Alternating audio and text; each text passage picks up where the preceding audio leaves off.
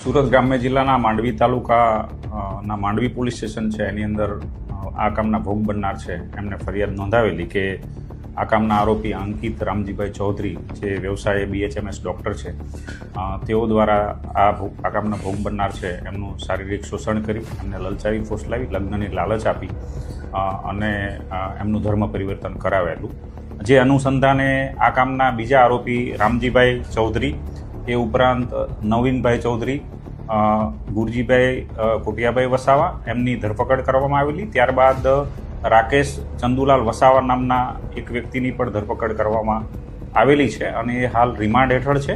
એ ઉપરાંત આજરોજ વધુ પુરાવા આધારે અન્ય આરોપી બેન મીનાબેન ચિરાગભાઈ ચૌધરી મૂળ ભાતખાઈ તાલુકો માંડવીના રહેવાસી છે અને તેઓ માંડવી તાલુકાના મહોડી ગામ ખાતે પ્રાથમિક શાળામાં શિક્ષિકા તરીકે નોકરી કરે છે.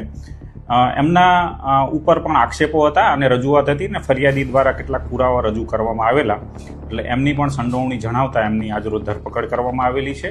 એ હાલ પોલીસ કસ્ટડીમાં છે અને એમની વિગતે પૂછપરછ ચાલુ છે. આ બેન છે એમનો રોલ એવા પ્રકારનો હતો કે આ કામના મુખ્ય આરોપી રામજીભાઈ ચૌધરી છે એમની સાથે ઘણા વર્ષોથી સંપર્કમાં હતા.